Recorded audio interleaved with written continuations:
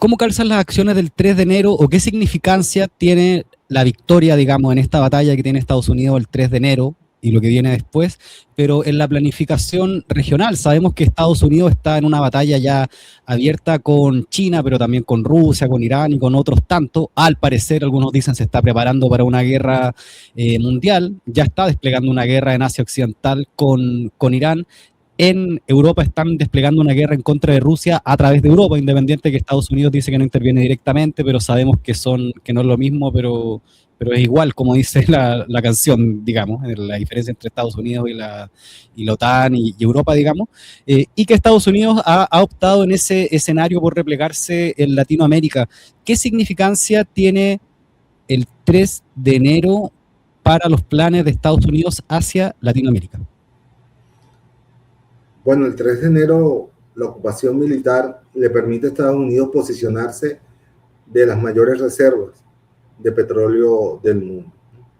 Era necesario el ataque a Venezuela y la ocupación de los recursos petroleros venezolanos para poder ir a la confrontación con Irán. Y efectivamente el 3 de enero le facilita a Estados Unidos, al gobierno de Trump especialmente, porque creo que hay que hacer una diferencia importante hoy entre lo que son los intereses de los Estados Unidos como nación, incluso como imperio, a lo que son los intereses de la familia Trump y su entorno de empresarios, ¿no? Yo creo que en Estados Unidos se ha instalado una plutocracia que responde más a sus propios intereses que a los intereses de la propia nación imperio que es los Estados Unidos. Y eso, digamos, le permitió avanzar sobre Irán, garantizándose el suministro de petróleo venezolano. Sin embargo, se topó con un escollo, y es que el daño que habían ocasionado las sanciones, entre otros factores internos también, a la industria petrolera venezolana, no le permitió tener la producción petrolera de inmediato que él esperaba tener de Venezuela. Como es bien sabido, Venezuela durante el gobierno del presidente Chávez alcanzó los 3.200.000 barriles de petróleos diarios. Luego, en el momento más grave de las sanciones y el bloqueo, esa producción llegó a estar en 300.000 barriles diarios, y hoy apenas alcanza, antes del 3 de enero estaba en unos 900.000 barriles diarios, y hoy apenas han logrado incrementar 200.000 barriles diarios, 1.100.000 barriles diarios, muy lejos de lo que seguramente el señor Trump aspiraba para sostener una guerra de mediano aliento contra Irán, que finalmente también busca el control de esas reservas petroleras en un juego estratégico destinado a colocar en jaque a China, que es el objetivo final de toda esta estrategia que ha diseñado esta plutocracia que hoy se ha instalado en la Casa Blanca, ¿no? Acorralar a China mediante el control de todos los suministros petroleros en el mundo. Bueno, nuevamente el factor energético en particular, acá la cuestión del petróleo y el petróleo venezolano sigue siendo un factor clave, ¿verdad? Yo creo que el comandante Chávez eso lo tenía muy claro, y por eso en su momento se ideó, digamos, un plan, ¿verdad? Unificar a Latinoamérica, construir vínculos de Latinoamérica hacia África, ¿verdad?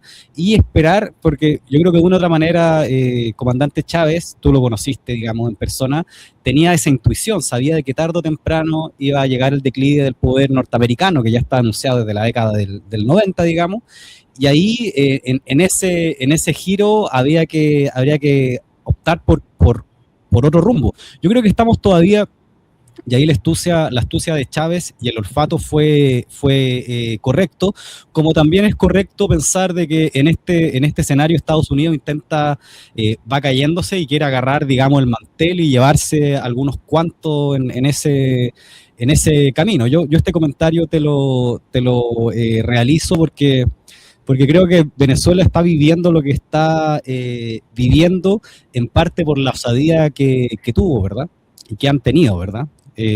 no solo tiene que ver con las reservas estratégicas de petróleo, sabemos que son las más grandes del mundo, más grandes que las reservas de Arabia Saudita, sino que también tiene que ver con el intento de desarticular el influjo del chavismo hacia la región. Y ahí lo conecto con la cuestión de las derechas, Donald Trump, las derechas radicales, las derechas fascistas, y este rol de articulación que ha tenido no solo Trump, sino que también Marcos Rubio, con las derechas regionales. En la práctica han ganado por anga, por manga, por su tanga, la buena o la mala, han ganado todas las elecciones, o buena parte de las elecciones. Ahora se viene Brasil, vamos a ver qué ocurre con México, pero han ganado las últimas elecciones, están empoderados en Latinoamérica, y ellos dicen de que vienen a atacar a la derecha, a la izquierda y al chavismo. ¿Qué pasa en este nuevo escenario para Latinoamérica? ¿Qué rol asumen estos gobiernos de derecha reaccionarios en la región, Elías?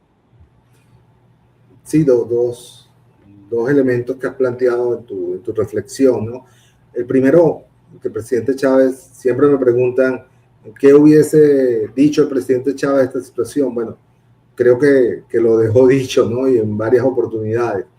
Era lógico que al estar cada día más cerca del momento del agotamiento de las reservas petroleras mundiales, iba a ocurrir algo como lo que ha ocurrido en Venezuela. Fíjate que Chávez hay un discurso que aquí rodea mucho, es viral, donde Chávez dice: cuando llegue el año 2050 habrán solo 4 países que tengan petróleo de manera importante: Venezuela, Arabia Saudita, Irán y Rusia.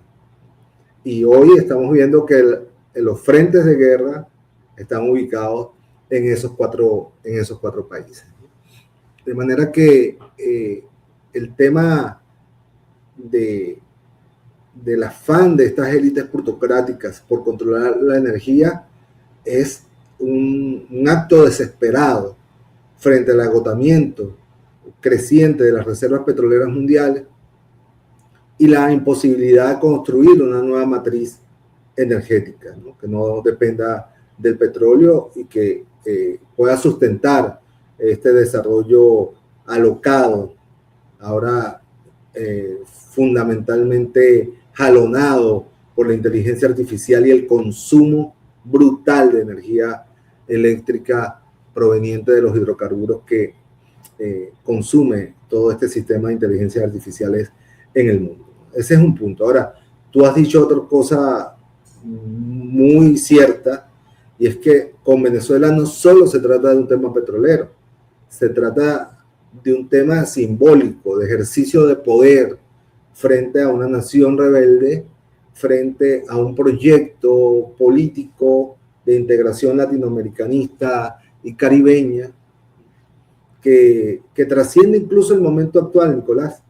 Mira, los documentos de Santa Fe, no recuerdo si Santa Fe 1 y 2, decían que había que combatir las ideas bolivarianas en los Andes venezolanos, porque esta confrontación viene de lejos, viene de atrás. En el siglo XIX había 2 proyectos en este continente: el proyecto estadounidense y el proyecto bolivariano, sanmartiniano, de O'Higgins, etc. Eran 2 proyectos totalmente contrapuestos, incluso desde el punto de vista político, de organización social. Aquel era un proyecto liberal de democracia representativa. El proyecto bolivariano, el proyecto independentista de Sudamérica, era un proyecto republicano, democrático republicano. Y eso, bueno, ha marcado nuestra historia. Ahora, finalmente este zarpazo que le han dado a Venezuela, sin duda alguna que tiene un impacto en la moral de lucha de los pueblos de nuestra América Latina y caribeña, y ha permitido el proceso de ascenso nuevamente de estas derechas que son difíciles de identificar en una sola categoría, ¿no? Porque Milei es una cosa, Katz es otra, Bolsonaro es otra, este personaje que que va a asumir en Colombia también tiene otros perfiles, pero en el fin todos tienen solo un punto en común: su subordinación absoluta a Donald Trump, al proyecto hegemónico y más que hegemónico, totalitario de Donald Trump sobre nuestra América Latina y Caribe. Pero sin embargo, Nicolás, yo no soy no soy pesimista, ¿no? Porque a pesar de todo lo que ha significado el esfuerzo de penetración, de ataque, de merma a los gobiernos llamados progresistas, democráticos populares, como los queramos llamar, a la alienación mediante el uso intencionado políticamente, ideológicamente de las redes sociales, incluso hasta en la manipulación electoral, cuando vemos los resultados de las últimas elecciones en Perú, en Colombia, cuando vemos las movilizaciones que han ocurrido en Bolivia, la resistencia de los trabajadores y trabajadoras argentinos, ¿no? Y el movimiento de resistencia que ya comienza a ser visible en Venezuela, no hay una victoria estratégica para el proyecto trumpista en América Latina y el Caribe, ¿no?